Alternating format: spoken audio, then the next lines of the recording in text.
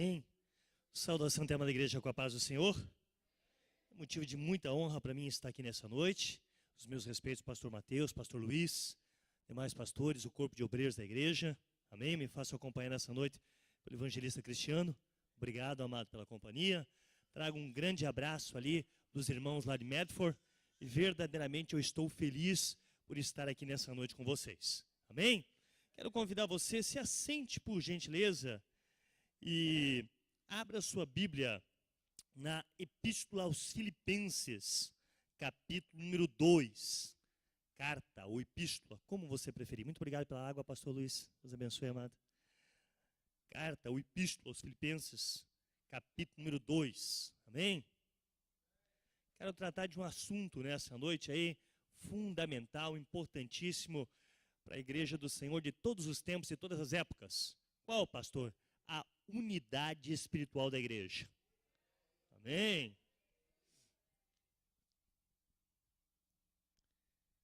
Carta aos Filipenses, capítulo número 2.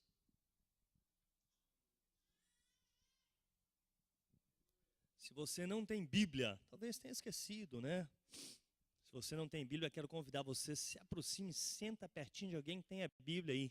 Amém? Nós vamos estar passeando pela Bíblia nessa noite, nesse livro aí, Carta aos Filipenses.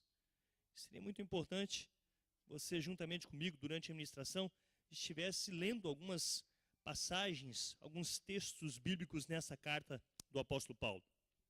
Quero também convidar você, observe a tua esquerda, a tua direita, talvez teu irmão, tua irmã não tenha, talvez nós tenhamos visitantes aqui nessa noite, e se for possível para você, compartilhe com ele ou com ela a sua Bíblia. Vamos fazer juntos a leitura para a edificação das nossas vidas. Todos acharam? Carta aos Filipenses, capítulo número 2. Se alguém não encontrou, diga assim: pastor, espere por mim. Eu espero. Depois que nós fizermos a leitura, se você puder, permaneça com a sua Bíblia aberta em Filipenses. Amém? Capítulo número 2, versículo 1. Diz a santa palavra do Senhor: portanto, se algum conforto em Cristo, se alguma consolação de amor, se alguma comunhão no Espírito, se alguns entranháveis afetos e compaixões, completai o meu gozo, para que sintais o mesmo, tendo o mesmo amor, o mesmo ânimo, sentindo uma mesma coisa. Nada façais por contenda ou por vanglória, mas por humildade. Cada um considere os outros superiores a si mesmo. Não atente cada um para o que é propriamente seu, mas cada qual também atente para o que é dos outros. Amém? Quero convidar você, se você puder, só curve a sua cabeça, feche os seus olhos, permaneça com a sua Bíblia aberta em Carta aos Filipenses. Nós vamos aí mais uma vez orar. Nós vamos agradecer ao Senhor pelo privilégio, pela oportunidade de estarmos aqui na casa dele nessa noite. Senhor, nosso Deus e nosso Pai, soberano e santo, glorioso, majestoso, maravilhoso, é o teu corpo, a tua igreja agora sim, meu Deus e meu Pai, que o exalta, que o louva, que o glorifica, e nós o buscamos, Pai, porque estamos convictos e seguros que tu és o único e verdadeiro Deus, não há outro Deus como o Senhor, nem nos céus, nem aqui embaixo na terra. Tu és o único, o Deus criador, provedor, mantenedor de todas as coisas. Declaramos o nosso amor ao Senhor e buscamos ao Senhor, estamos convictos e seguros disso, que tu és o único Deus. Somos gratos ao Senhor pelo privilégio de nos encontrarmos aqui na tua casa nessa noite, esse templo, Pai, confortável, quente, bonito, que nos protege das intempéries na natureza, pela liberdade que nós temos de publicamente cultuar e te adorar, Pai, porque nesse mundo afora existem milhões que gostariam de fazer e não têm, em virtude das perseguições, das dificuldades, sempre, Deus, meu Pai, que existem, pela tua palavra, Pai, que é verdade absoluta, inerrante, infalível, suficiente, completa em si mesma, que nessa noite foi aberta e foi lida, e nós te pedimos, Pai, se revele a nós através da tua palavra, abra o nosso entendimento para a tua palavra, Senhor Deus, nos dá a compreensão desse texto, que esses ouvidos que estão aqui nessa noite reunidos na 475 da Burncoat Street, venham ouvir a tua palavra sendo pregada, ministrada da forma, da maneira como o Senhor deseja, e que a tua palavra nessa noite venha realizar a obra que o ser humano não pode realizar, que a tua obra venha, que a tua palavra, Pai, venha curar, que a tua palavra, Senhor meu Deus, venha despertar, que a tua palavra, Senhor meu Deus, meu Pai, venha alimentar, que a tua palavra nessa noite venha sarar. Ainda como corpo, nós queremos também repreender toda entidade maligna, todo espírito imundo que se levantou, que foi enviado para perturbar, para incomodar, para atrapalhar, para distrair, para perturbar, para tirar a paz, que seja agora rechaçado, que seja agora expelido, que seja agora expulso no poder que há, no nome do Senhor Jesus Cristo. E a santa e amada igreja diz, amém, glória a Deus, aleluias. Olhe para o teu irmão, da tua esquerda, da tua direita, diga assim para ele ou para ela, a unidade espiritual da igreja é obra de Deus. Falou? Amém? A unidade espiritual da igreja é obra exclusiva de Deus. Eu, você, nós não podemos produzir unidade, mas compete a nós mantê-la. Todos aqueles que crerem em Cristo, em qualquer tempo, em qualquer lugar, eles fazem parte da família de Cristo e eles estão ligados ao corpo pelo Espírito. E essa unidade, meu amado, minha amada, ela não é externa, mas é interna. Essa unidade não é denominacional, você entende isso? Não é batista, não é assembleiana, não é presbiteriana, mas essa unidade é espiritual. Por quê? Porque Cristo só tem um corpo, só tem uma igreja, só tem uma noiva, só tem um rebanho. Todo aquela que já nasceu de novo, que foi lavado e remido pelo sangue do Senhor Jesus, faz parte dessa bendita família. E essa unidade, ela está fundamentada na verdade. Que verdade é essa? Carta aos Efésios, capítulo número 4, ele, o apóstolo Paulo, ele diz aos crentes que estavam em Éfeso, eu, Paulo, prisioneiro de Cristo, rogo a vós que andei de maneira digna, como fostes vocacionados, andei em humildade, longanimidade, mansidão, suportando uns aos outros em amor, trabalhando pela unidade do corpo de Cristo, mantendo a paz, porque só existe um corpo e um espírito, um só Deus, uma só fé, um só batismo, um só Senhor, que é Deus e Pai de todos, em todos e por todos e para todos. E fora da verdade, meu amado, minha amada, não há unidade. Por isso, preste atenção, isso vai começar a surgir e aumentar. A proposta ecumênica de unir todas as igrejas, até mesmo as mais radicais, com a frágil desculpa aí, de que a doutrina nos separa, mas o amor nos une, é falácia, não tem fundamento, meu amado, minha amada. Não existe unidade fora da verdade. Nosso Senhor Jesus Cristo, Ele orou.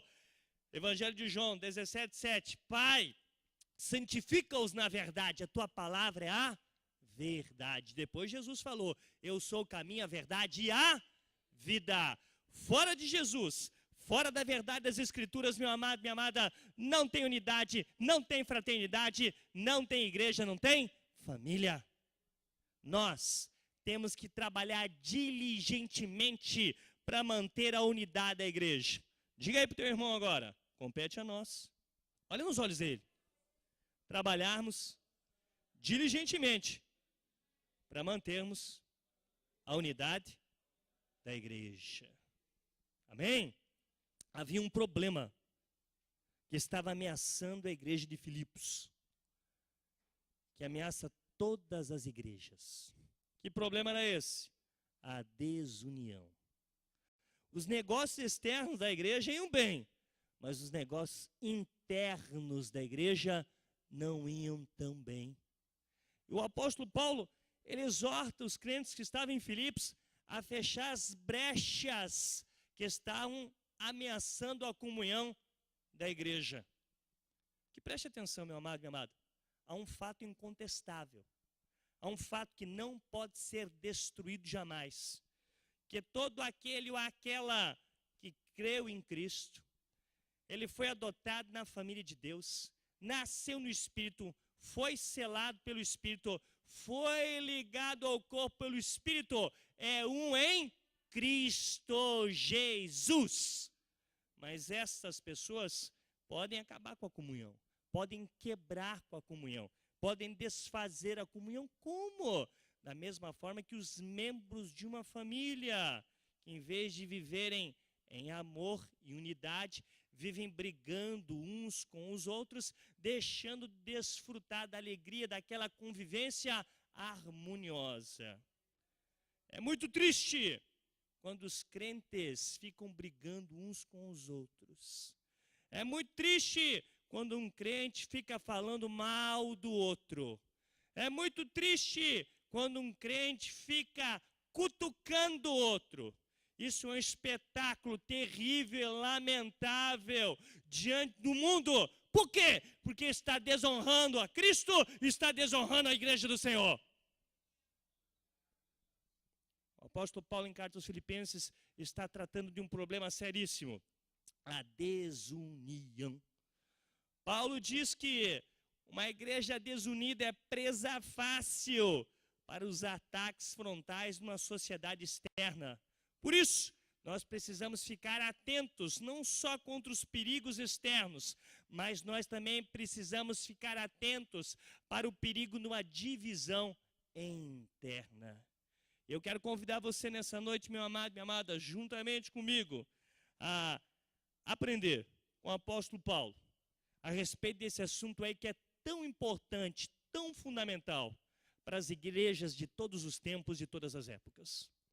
Primeiro ponto que eu quero tratar nessa noite são as colunas, os princípios da unidade. Fale para o teu irmão, para a tua irmã, as colunas da unidade. Não entendi nada, pastor. Vou explicar para você. Colunas da unidade? Princípios de unidade? Exatamente. Interessante que nós podemos ver a Santíssima Trindade trabalhando na construção da unidade da igreja. Por quê? Porque nós, crentes, estamos em Cristo Jesus, desfrutando da realidade do amor do Pai através do Espírito Santo de Deus. O apóstolo Paulo, antes de exortar os crentes em Filipos a andarem em comunhão, a andarem em harmonia, ele vai dar a base da doutrina. Ele vai dar as colunas da unidade. E são pelo menos 4 colunas. E essas colunas, meu amado, minha amada, elas não são construídas pela igreja, mas elas são dádivas dadas pelo Senhor. E essas colunas, 4, elas estão aí descritas, destacadas no versículo 1 do capítulo número 2. E eu quero que você acompanhe comigo.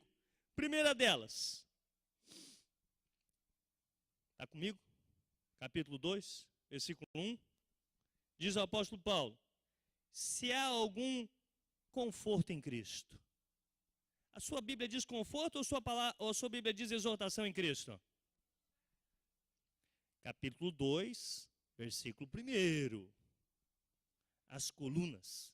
Os amados entendem colunas, alicerces, fundamentos. Amém? A sua Bíblia diz exortação? A minha Bíblia diz conforto. Esse é o primeiro princípio, essa é a primeira coluna. Como é que é, pastor? Diga aí para o teu irmão, para a tua irmã: conforto em Cristo. Ou então, exortação em Cristo.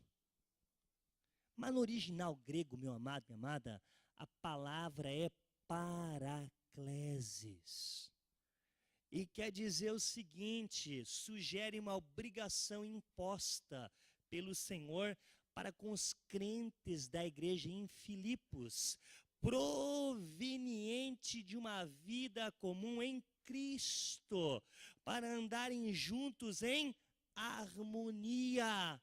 O apóstolo Paulo aqui está lembrando a eles o status daquela comunidade, comunidade amada do Senhor.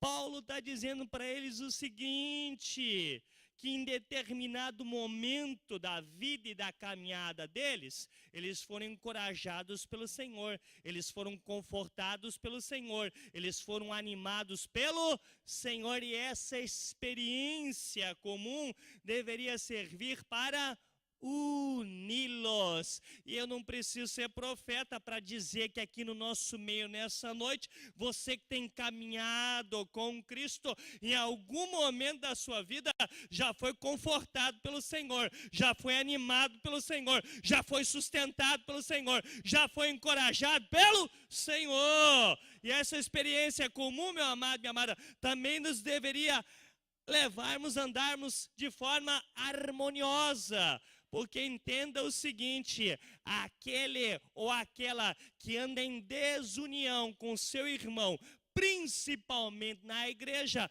não pode estar unido com Cristo. Aquele que respira a atmosfera de Cristo não pode viver odiando o seu irmão. Vamos continuar.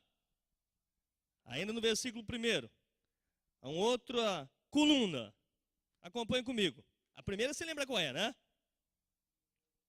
Conforto em Cristo. É isso aí. Olha que Paulo prossegue discorrendo. Consolação e amor. Se alguma consolação de amor. Tem aí ou não? Ou só tem na minha Bíblia? Tem na sua também? Essa é a segunda coluna. Não entendi nada, pastor. Vou explicar para você, meu amado, minha amada. Essa consolação e amor é o amor que Cristo nutre pela sua igreja. Quando o apóstolo Paulo conclama os crentes a andarem unidos, em harmonia, ele vai apelar para os motivos mais sublimes. O amor que o Senhor da igreja nutre pela igreja. Por isso, dessa forma, os crentes devem amar uns aos outros, devem perdoar uns aos outros, devem suportar uns aos outros em amor. Mas preste atenção, não é só amar aquele que me ama, não é só amar aquele que é digno de ser amado, não é só amar aquele que merece ser amado. Amado, é o contrário, é aquela vontade invencível de amar aquele que me odeia, é ter o mesmo sentimento que o Senhor Jesus teve, de amar o que não merece ser amado e amar o que não é digno de ser amado. Sabe o que é o inferno, amado? Sabe o que é o inferno? É uma condição eterna daqueles que fizeram do seu relacionamento com Deus e com o próximo algo impossível, porque acabaram com amor em suas vidas. Vamos continuar. Amém? Quer que eu repita? Quer saber o que é o inferno? O inferno é a condição eterna daqueles que fizeram do seu relacionamento com Deus e com o próximo algo impossível, porque destruíram o amor em suas vidas. Vamos continuar. Há uma terceira coluna, alicerce da unidade. Onde está isso, pastor? Está nesse versículo 1, capítulo número 2. O primeiro é a exortação, conforto em Cristo. Depois tem a consolação em amor. Paulo continua, comunhão no Espírito. Comunhão no Espírito. Vamos lá de novo. Quem crê em Cristo foi adotado na família de Deus, nasceu do Espírito, foi selado pelo Espírito e batizado no corpo pelo Espírito. Essa experiência comum dos crentes deveria levar ao fim de toda desavença, toda desarmonia. Paulo está lembrando os crentes em Filipos, que foi o Espírito Santo de Deus que gerou comunhão deles para com os irmãos. Paulo está dizendo que é o Espírito Santo que nos une a Cristo. Amado, amada, é o Espírito Santo que nos faz ter comunhão com o nosso irmão. É o Espírito Santo que nos faz ter comunhão com o Senhor. Por isso, todo aquele ou toda aquela, meu amado, minha amada, que vive em desunião com o seu semelhante, está dando provas, mostras de não ter o Espírito Santo em si. Carta aos Efésios, capítulo 4, diz Paulo, há um só corpo e um só Espírito. Por isso, facção, divisão, separação não faz parte do corpo de Cristo. Quando o Espírito Santo, meu amado, minha amada, trabalha na vida do crente, gera o fruto do Espírito. Preste muita atenção. É o Espírito Santo, meu amado, minha amada, que dá harmonia. É o Espírito Santo que dá ordem ao caos. Onde o Espírito Santo reina a harmonia. E o fruto do Espírito é o amor. Vamos continuar. Daqui a pouco vai ficar bom. Tem lá, uma quarta coluna. Nós estamos no comecinho. Onde que está? Ainda no versículo 1. Se lembra dos alicerces da unidade? O conforto em Cristo, a consolação em amor, a comunhão no Espírito. E a quarta coluna, que o edifício tem que estar bem alicerçado, né? Porque senão ele cai, ele não resiste.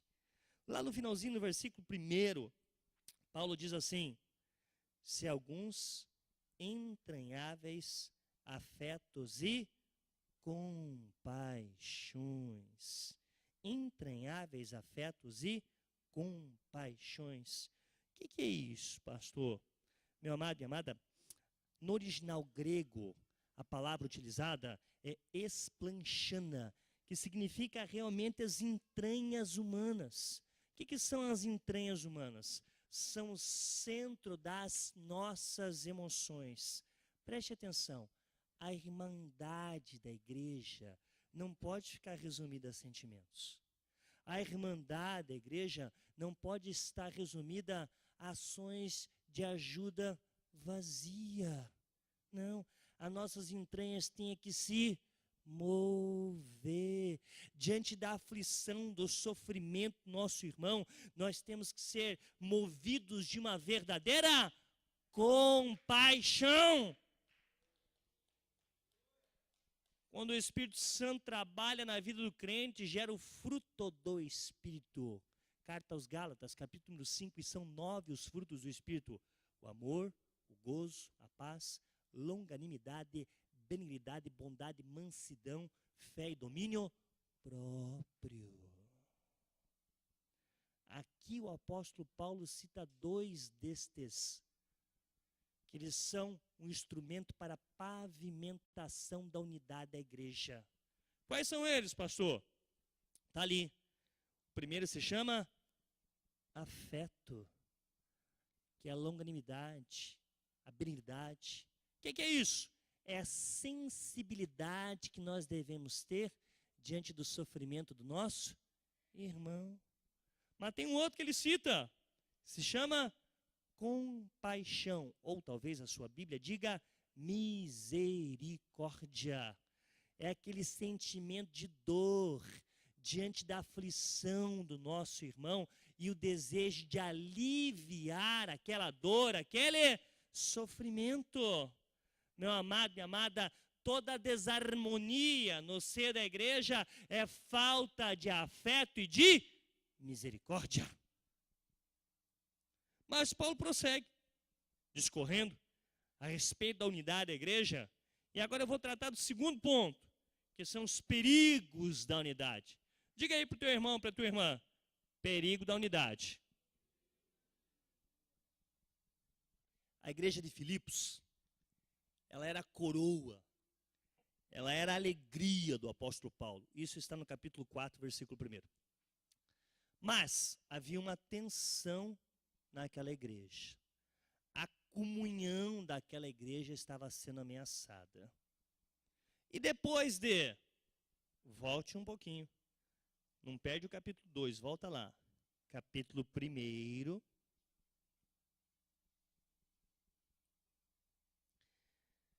versículo 15, 16. Lê comigo.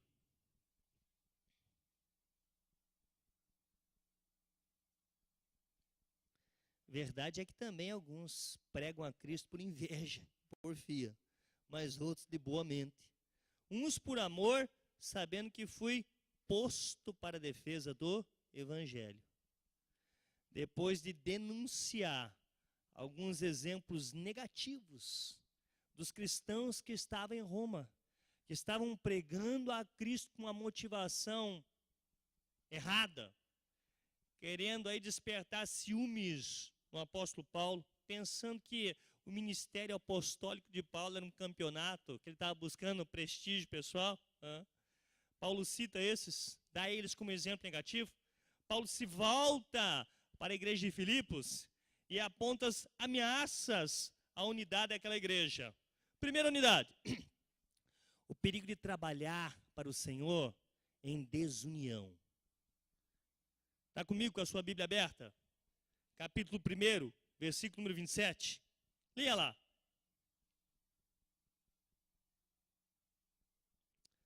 Somente deveis portai-vos dignamente, conforme o evangelho de Cristo, para que, quer vá e os veja, quer esteja ausente, ouça acerca de vós, que estáis no mesmo espírito, combatendo juntamente com o mesmo ânimo, pela fé do Evangelho. Amém? Paulo vai apontar os perigos aí que estavam comprometendo a unidade, a comunhão daquela igreja. Primeiro está no versículo número 27. O perigo de trabalhar sem unidade. Diga aí, o perigo de trabalhar sem unidade. Não há nada que debilite mais a unidade da igreja, preste atenção, do que os crentes estarem engajados no serviço a Deus sem unidade. A obra de Deus não cresce, a igreja não cresce, quando um puxa para um lado e o outro puxa para o outro lado. Quando as pessoas buscam reconhecimento. Havia ações desordenadas na igreja de Filipos. Todo mundo estava lutando pelo evangelho lá, mas sem unidade. Mas havia outros perigos ameaçando a unidade daquela igreja. E agora você vai lá para o versículo 21 do capítulo 2. Veja lá. Capítulo 2, versículo 21. Amém? Porque todos buscam o que é seu, e não o que é de Cristo Jesus. Os líderes da igreja lá em Filipos estavam procurando a glória deles. Ele, o apóstolo Paulo, envia Timóteo, faz recomendações a respeito de Timóteo, homem de Deus, homem sério, comprometido com o reino, com a palavra, mas aproveita para exortar os líderes, porque os líderes estavam buscando a luz dos holofotes. Eles não estavam trabalhando para a edificação do corpo e nem para a glória do Senhor Jesus. Eles estavam buscando construir monumentos para a honra e glória deles mesmos. E Paulo continua. Havia um outro perigo que estava ameaçando a unidade da igreja. O mundanismo estava entrando na igreja. Foi Deus que mandou falar, mano. Capítulo número 3. Capítulo número 3. 17, 18 e 19.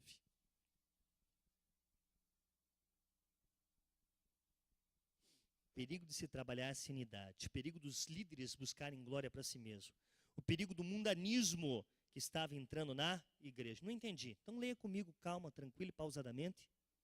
Sede também meus imitadores, irmãos, e tendo cuidado, segundo o exemplo que tendes em nós, pelos que assim andam, porque muitos há, dos quais muitas vezes vos disse, e agora também digo chorando, que são inimigos da cruz de Cristo. O fim deles é a perdição, o Deus deles é o ventre, e a glória deles é para a confusão deles mesmos, que só pensam nas coisas terrenas. Havia alguns homens imorais, indecentes, obscenos, que estavam atuando na igreja. E eles fizeram Paulo sofrer tanto, que em lágrimas, diz o apóstolo Paulo, que estes são inimigos da cruz de Cristo. Estes homens, eles eram bemberrões, eles eram comilões, eles eram fanfarrões. O Deus deles era o ventre. Eles só se interessavam e se preocupavam com as coisas terrenas. Eles eram liberais demais. Não, isso não é pecado. Isso não é pecado. Isso não é pecado. Isso não é pecado. E Paulo diz para os crentes em Filipos: sejam imitadores, não deles, mas sejam meus imitadores, como eu sou de Cristo Jesus. Ainda aí, segura aí.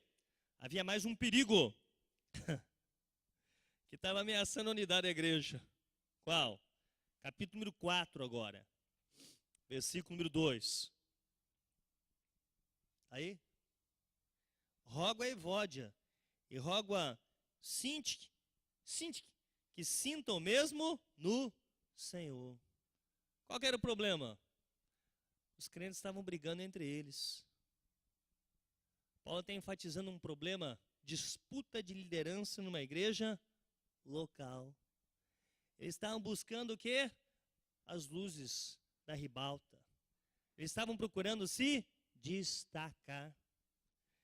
Diz aqui o bispo Paulo Luckmann, quando ele fez a análise desse texto, que quando o grupo da Evódia estava dirigindo o serviço, o grupo da Sintique não participava. E quando o grupo da Sintique estava dirigindo o serviço, o grupo da Evódia não participava.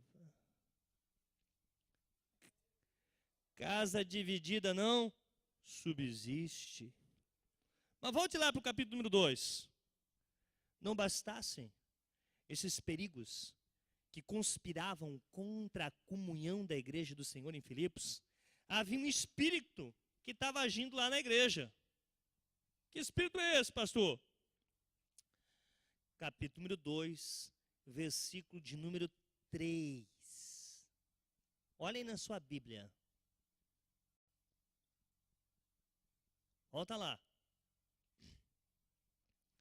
Capítulo 2, versículo número 3. Nada façais por contenda ou por vanglória. Achou aí? Era esse espírito aí que estava agindo no ser da igreja de Filipos. Interessante que a palavra no original grego é kenodoxia.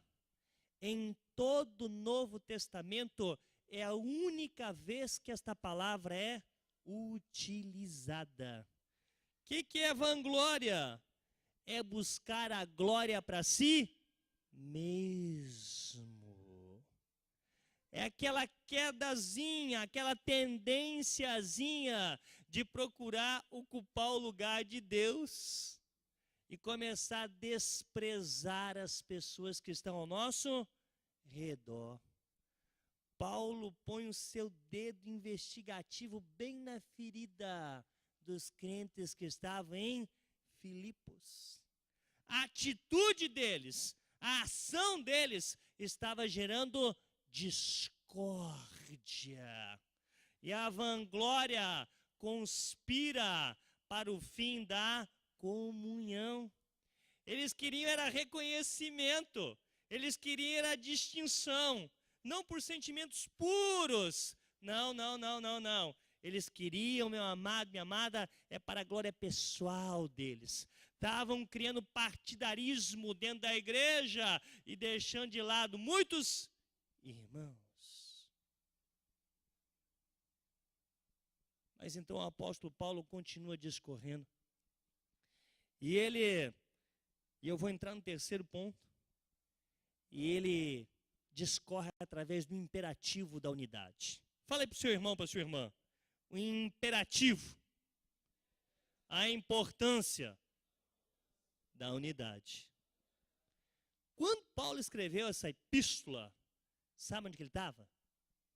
Preso, algemado, na antessala da guilhotina romana. E o anseio de Paulo, o desejo dele não era libertação.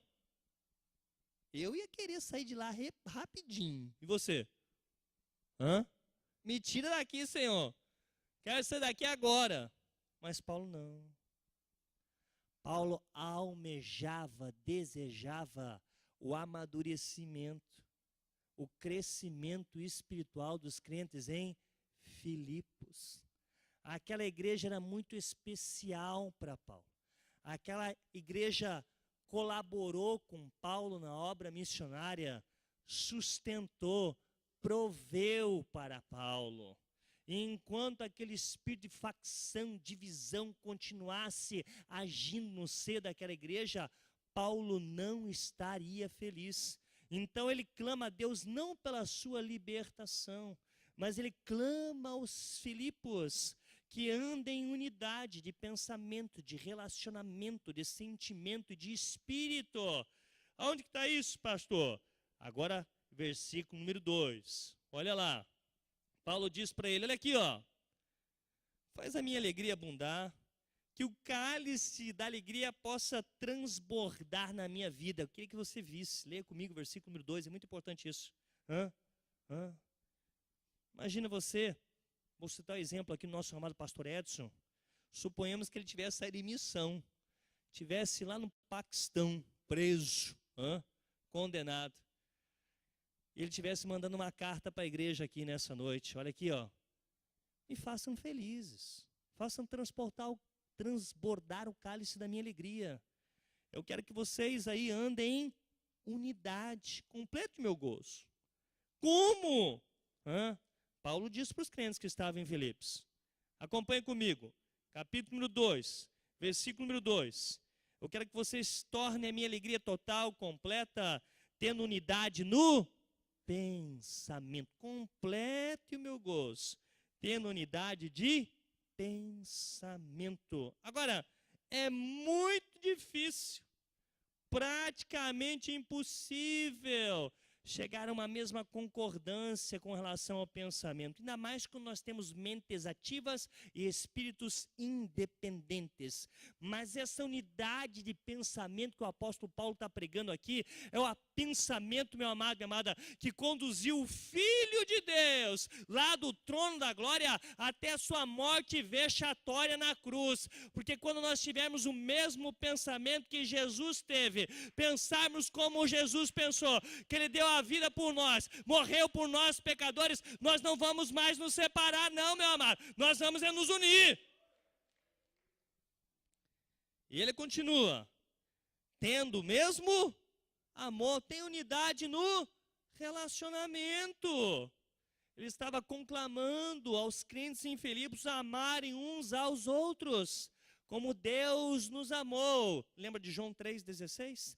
Deus amou o mundo de tal maneira que deu o seu único filho, para que todo aquele que nele crê não pereça, mas tenha a vida e tenha a vida eterna. É claro que nós não podemos fazer o que Cristo já fez por nós, mas nós podemos demonstrar o mesmo amor. De que forma, pastor? Lidando uns com os outros, sendo mais atenciosos, mais educados, mais gentis, mais prestativos, mais amorosos. Ainda, continua o apóstolo Paulo, tendo unidade do pensamento, tendo unidade do relacionamento, tendo unidade, mesmo ânimo, ou talvez a sua tradução diga o mesmo espírito. Tem aí ou não? Tem aí? Mesmo ânimo? Mesmo espírito? Amém? Então tem unidade aí no sentimento também. O que ele está dizendo aqui nessa passagem? O Senhor Jesus Cristo, na sua oração sacerdotal, no capítulo 17 de João, no versículo número 24, ele diz o seguinte: a glória que o Senhor me deu, eu dei a eles, para que eles sejam um só, como eu e o Senhor somos um só. Um mesmo sentimento, uma unidade de sentimento. Dois corações batendo como se fosse um coração só. Vai doer, mas eu vou falar, tá bom? Igreja não é lugar de disputa pessoal, meu amado, minha amada. Igreja não é campeonato de desempenho pessoal. Igreja não é concurso de projeção. Porque na igreja quem tem que aparecer é Jesus Cristo. A estrela é Ele. E para fechar, Paulo conclama os crentes em Filipos, além de estarem unidos no sentimento, no relacionamento, eles também estarem unidos de uma mesma coisa, uma mesma atitude. Para fechar, sentindo uma mesma coisa ou tendo uma mesma atitude. O que é igreja, hein, meu amado? Fala logo, pastor. A igreja, meu amado, minha amada, é um grande coral. Todo mundo tem que estar cantando no mesmo tom. Igreja, meu amado, minha amada, não tem que ter luta, não tem que ter batalha, não tem que ter disputa, não tem que ter ciúme, não tem que ter inveja. Os crentes não são competidores, mas os crentes são cooperadores. Crente, meu amado, não é rival, mas crente é parceiro. O corpo, a igreja, é um corpo onde cada um trabalha. Meu amado, minha amada, para o bem-estar do outro, para a edificação de todos, que se chama Jesus Cristo.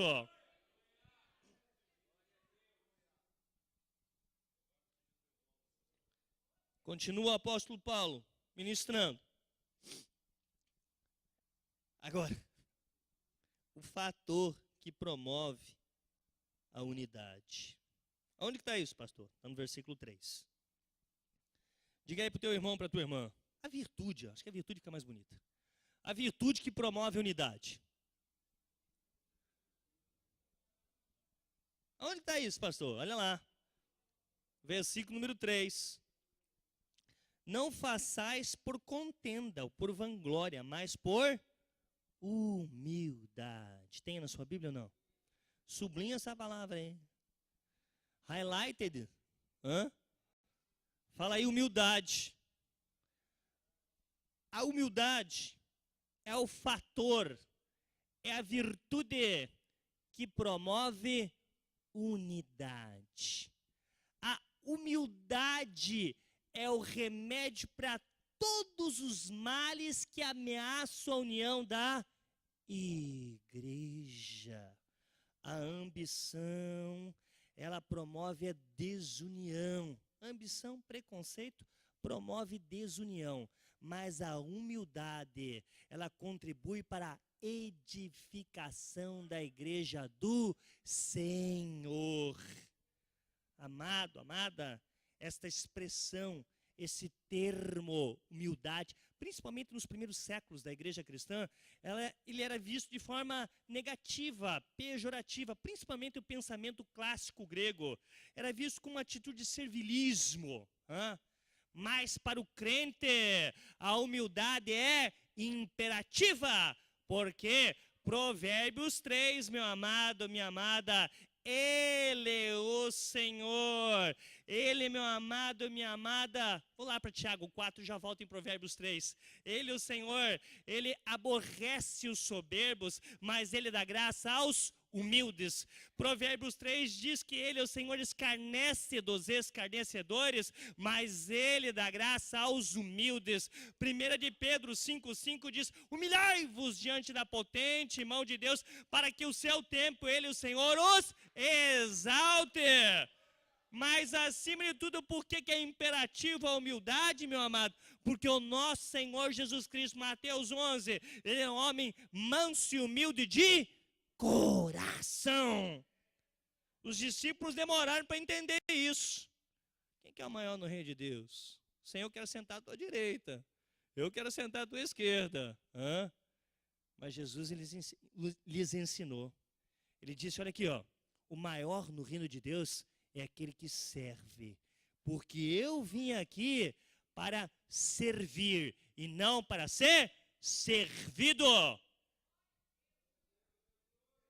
Agora, o que é humildade? Falei que a humildade é a virtude. A humildade é o fator que promove a unidade. Mas o que é a humildade?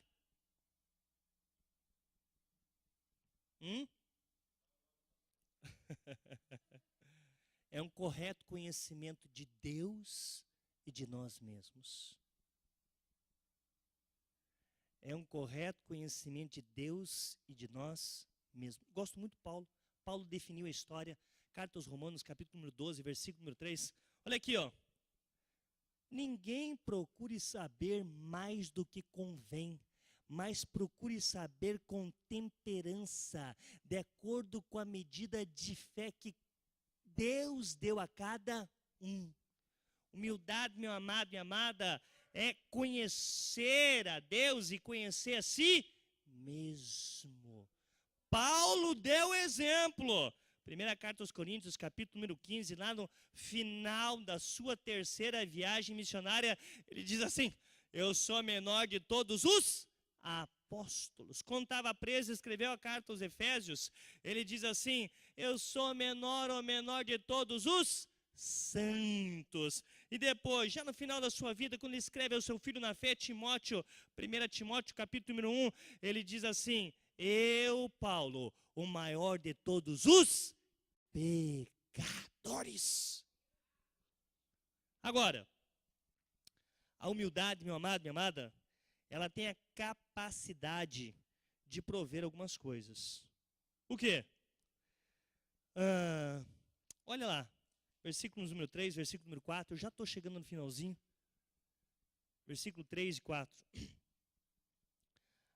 A humildade é virtude que promove a unidade. A humildade é um correto conhecimento de si mesmo e de Deus. E a humildade, ela se manifesta. De que maneira? De que forma? Lê comigo. Versículo número 3, finalzinho. Cada um considere os outros superiores a si mesmo. Não atente cada um para o que é propriamente seu, mas cada qual também para o que é dos outros. O que eu falei? Que a unidade se manifesta de duas formas.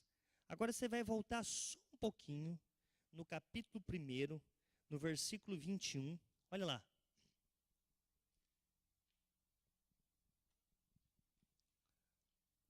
Porque para mim o viver é Cristo e o morrer é ganho. Lindo, né? Como que a humildade se manifesta, pastor? Por que o senhor leu essa passagem? Já vou te explicar. A humildade, meu amado, minha amada, olha para o outro, ou olha para a outra com honra. Primeiro Paulo coloca Cristo acima de tudo e de todos. Porque sem Jesus, sem Cristo, nós não somos nada, nós não fazemos nada e nós não vamos a lugar nenhum. Ele é estrela, ele é o nosso ídolo, ele sim é o superstar. Para ele toda honra, toda glória, todo louvor e toda a adoração. A humildade, meu amado, minha amada, se manifesta dessa forma. Humilde, olha para o outro, olha para a outra com honra. Paulo coloca Cristo em primeiro lugar. O humilde, a humilde, não tem sede de fama, de aplauso, de reconhecimento. O humilde, a humilde, não se embriaga com o poder. O humilde, meu amado e minha amada, ele não olha na frente do espelho e canta assim, grandioso és tu. Humilde, humilde se contenta em fazer aqueles trabalhos pequenos, às vezes mesmo atrás dos bastidores. Ele não busca a luz dos holofotes, nem a luz das ribaltas, porque conhece Bíblia, sabe que o nosso trabalho no Senhor jamais é em vão. E quando nós não somos reconhecidos pelo homem, nós somos reconhecidos por Deus, e o galardão dele é eterno, é esse que vale. Mas tem mais. A humildade se manifesta de uma outra forma. A humilde busca o interesse do outro com solicitude. Deixa eu explicar para você. Isso aqui é princípio bíblico. Versículo número 4. Não atente cada um para o que é propriamente seu, mas cada qual também para o que é dos... Tem na sua Bíblia ou só tem na minha? Tem na sua aí também, amém? Então, o humilde, ele olha para o outro, para a outra com horror. E o humilde busca o interesse dos outros com vontade, com paixão, com solicitude. O que o senhor quer falar com isso? Atos dos Apóstolos, capítulo número 16, segunda viagem missionária do apóstolo Paulo, ele está em Filipos. E ali vai ser plantada, vai ser fundada a igreja de Filipos. A igreja de Filipos era uma igreja multirracial. Tínhamos ali uma vendedora de púrpura. Ela era uma mulher muito rica. Tínhamos ali uma escrava. E aquela escrava era possuída por um espírito de adivinhação. Ela era grega. Temos ali também um oficial do exército romano, um carcereiro. Ele era funcionário público. Diferentes classes. Era uma igreja multirracial. Não era fácil manter a unidade ali naquela igreja. Mas Paulo está dando um princípio. Não atente cada um para o que é propriamente seu, mas cada qual também para o que é dos outros. Ter interesse em defender os direitos dos outros é um princípio de ética cristã, meu amado, minha amada. Por que não existe comunhão no mundo? Porque no mundo as pessoas só olham para si. Porque no mundo as pessoas, me perdoem a expressão, talvez a palavra chula, só olham para o seu umbigo. Porque no mundo aqueles e aquelas que lá estão só estão interessados nas suas necessidades, não estão nem aí com os outros. Por isso que não tem fraternidade, por isso que não tem comunhão. É claro que o apóstolo Paulo, ele não está dizendo aqui para nós negligenciarmos as nossas necessidades e nos engajarmos no serviço para os outros, não. Não é isso que ele está dizendo. Mas ele espera que nós, cristãos, olhemos com um pouquinho mais de amor e dedicação para as aflições, as necessidades do nosso semelhante. E ele conclui. Eu não li por causa do nosso tempo, mas estou convicto que você conhece o versículo 5 até o versículo número 11, o grande exemplo de humildade. Quem foi? Jesus Cristo. Porque sendo Deus, não teve como usurpação ser igual a Deus. Mas antes aniquilou-se a si mesmo, assumindo a forma de servo.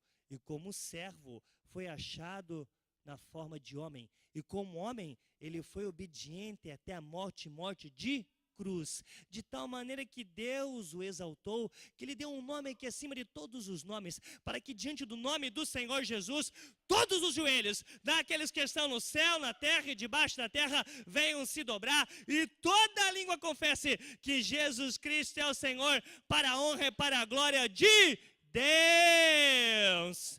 Por isso, meu amado e minha amada, Jesus Cristo é o padrão. Jesus Cristo é o nosso referencial. Os nossos olhos têm que ficar firmados no autor e no consumador da fé, que se chama Jesus Cristo. Se Jesus Cristo é o padrão, se Jesus Cristo é o referencial, em primeiro lugar, meu amado, minha amada, nós precisamos ter mais interesse pelos direitos dos outros e pelos nossos deveres, e não pelos nossos direitos e pelos deveres do outro. Se você entendeu, aplauda a Deus.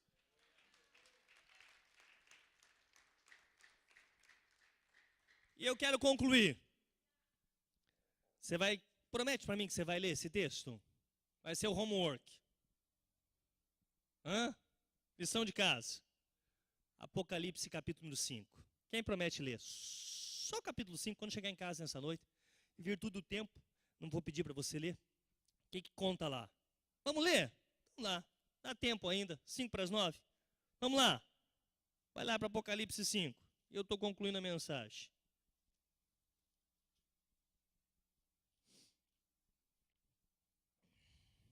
5.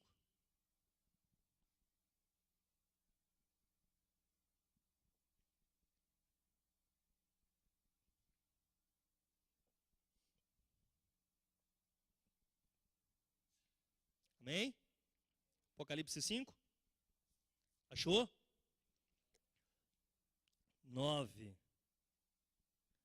E cantavam um novo cântico, dizendo: digno és de tomar o livro e de abrir os seus selos, porque fostes comprado com o teu sangue.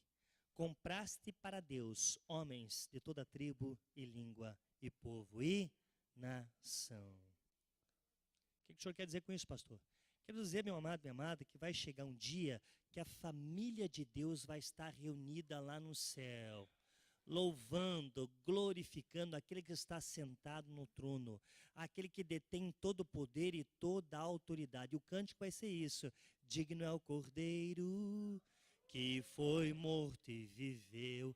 E naquele dia, meu amado, minha amada, essa grande família inclui homens, mulheres de diferentes tribos, línguas e nações. E vai ser um momento lindo, vai ser um momento maravilhoso. E até lá, nós somos convidados pelo Senhor para andar em humildade, para andar em longanimidade, para andar em mansidão, suportando-vos uns aos outros em amor, para que até lá nós continuemos preservando a unidade do Espírito pelo vínculo da paz. Mas para fazer isso, Jesus nessa noite requer algo de nós. Eu sabia, pastor. Ai, ai, ai. Deus requer algo de nós. E o quê? É simples. É bem simples. Deus requer que nós deixemos de lado o nosso interesse próprio, o nosso orgulho e os nossos preconceitos, suportando uns aos outros em amor, andando em humildade, mansidão e longanimidade, trabalhando diligentemente pela unidade do corpo, porque isso que vai alegrar o coração de Deus e que vai honrar ao Senhor. Quero convidar você, meu amado, minha amada, nessa noite, você que deseja verdadeiramente trabalhar aí para a unidade do corpo de Cristo. Você vai se colocar de pé agora no seu assento. Coloque-se de pé nesse instante, nesse momento. Você ouviu a palavra. E a unidade é um princípio estabelecido por Deus, meu amado. A unidade, meu amado, é que agrada ao Senhor. Quando nós trabalhamos pela unidade, nós estamos honrando a Deus. Quero convidar você que deseja nesse instante, nesse momento, coloque-se de pé no seu assento. Você vai colocar a sua mão no seu coração e nós vamos fazer uma oração agora. Você vai dizer assim: Senhor, eu ouvi a tua palavra e o meu espírito se moveu. E eu te peço nessa noite, perdoa os meus pecados, cobre-me com o precioso sangue do Senhor Jesus. Me ajuda a deixar de lado o meu interesse próprio, o meu preconceito, o meu orgulho, a altivez de espírito. Me ajude a andar em mansidão, em humildade, em longanimidade, suportando o meu irmão em amor, para a unidade do corpo de Cristo. Me ajuda, é o que eu te peço, em nome de Jesus. Amém. Isso. Se sente mais um momentinho, permaneça nesse espírito, mas eu quero fazer aqui um outro apelo com a permissão do anjo da igreja, dos pastores aqui, cabeças curvadas, olhos fechados. Eu quero saber se há no nosso meio nessa noite alguém que ainda não declarou Jesus Cristo, seu Senhor, Salvador e Libertador, e nessa noite quer fazer, quer entregar a sua vida, quer entregar a sua alma, quer entregar os seus caminhos ao Senhor Jesus. Você não vai mudar de religião, você não vai assumir compromisso com essa igreja, não vai se tornar membro desse ministério, não é nada disso não, meu amado. Não, eu te ofereço vida.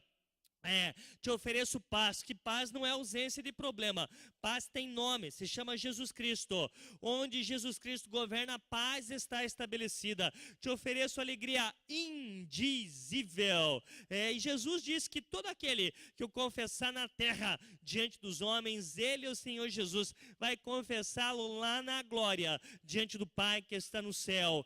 Quero saber, cabeças baixas, olhos fechados, os amados e amadas obreiras, se puderem nesse santo aí, está intercedendo. Há muita resistência no mundo espiritual, há uma batalha muito grande sendo travada no mundo espiritual. Agora, demônio, eu te repreendo agora, vergonha, timidez, inibição, eu te amarro e te ordeno, sai agora desse santuário, dessa igreja. Mas eu preciso saber, se há alguém no nosso meio que ainda não deu esse passo de fé, que quer nessa noite entregar seu coração, sua vida, seus caminhos ao Senhor Jesus Cristo. Se você quer, levante a sua mão nesse instante, nesse momento, e nós vamos estar orando com você. Vai ser o passo mais lindo, mais maravilhoso que você já deu. Quero saber também se há alguém no nosso meio está distante, está afastado dos caminhos do Senhor. Eu sei que a palavra é pesada, está desviado. Pastor, é uma palavra pesada aí. Mas eu pergunto para você, meu amado, minha amada, há quanto tempo você não participa de uma ceia do Senhor? O corpo sobrevive sem o membro, mas o membro não sobrevive afastado do corpo. Há alguém no nosso meio que nessa noite aí está distante, está afastado dos caminhos do Senhor, reconhece que o seu caminhar não é como costumava ser, perdeu aí o amor pela obra, pela igreja, pelas almas, já não tem mais vontade de vir à casa do Senhor, de orar, de jejuar, de ler a palavra. Está frio na fé e nessa noite quer renovar os seus votos, quer renovar a sua aliança, precisa aí do Senhor, dele, de Jesus Cristo, um renovo aí, um jump. Alguém no nosso meio nessa noite que quer, que reconhece, quer renovar os seus votos, a sua aliança, levante a sua mão. Esta é a hora, esse é o momento. Igreja intercedendo, cabeças baixas, olhos fechados, alguém no nosso meio, é o último apelo que eu vou fazer, a hora é essa, esse é o momento. Vergonha, timidez, inibição, eu te amarro, eu te ordeno, sai agora, no poder que há, no nome do Senhor Jesus Cristo. Tem alguém no nosso meio que quer dar esse passo de fé? Quer reconhecer Jesus, quer declarar Jesus, quer nessa noite se reconciliar com Jesus? Amém? Tem uma mão levantada ali, amado. Tem festa no céu. A alegria celestial desceu à terra nessa noite. Glória a Deus. Aleluias. Ainda assim, cabeça baixa, olho fechado. Glória a Deus. Eu creio que Jesus Cristo é o Filho de Deus e o único caminho para Deus, que Ele morreu na cruz pelos meus pecados e por mim, foi ressuscitado dos mortos. Com base nisto, eu creio que toda acusação de Satanás contra a minha vida foi cancelada na cruz de Cristo. Hoje eu declaro, Jesus Cristo meu Senhor, Salvador e Libertador. E me comprometo a segui-lo, a servi-lo e a obedecê-lo. Entrego a Ele minha vida, meu caminho, meu coração. Glória a Deus. Só o pastor ora agora. Senhor Deus e Pai soberano, glorioso, maravilhoso. Pai querido, Pai amado, incorpora essa vida, esse exército vitorioso, vencedor. Pai, que toda e qualquer, Senhor, meu Deus, meu Pai, ali aliança que a tua filha fez, Senhor, meu Deus, meu Pai, ali com as trevas, Senhor, meu Deus, meu Pai, que seja agora desfeita, cancelada e anulada. Toma-la em tuas mãos, Senhor, meu Deus, meu Pai, envolve, abraça ela, guarda ela, sustenta ela e usa ela, Senhor, meu Deus, meu Pai, para a honra, para a glória, para louvor do teu nome. É o que nós já te pedimos e agradecemos no santo nome do nosso Senhor, o Senhor Jesus Cristo. Agora sim, agora você vai aplaudir Ele, a estrela maior, o Rei dos Reis, para Ele, por Ele, para Jesus Cristo, toda a honra, toda a glória, todo o louvor e toda a adoração. Amém? Quero convidar aqui aquele que, por direito, está na liderança da reunião, na liderança do culto. Amém? Muito obrigado. Deus abençoe. Amém, amados? E vamos aí trabalhar diligentemente pela unidade espiritual da igreja. Muito obrigado. Deus abençoe.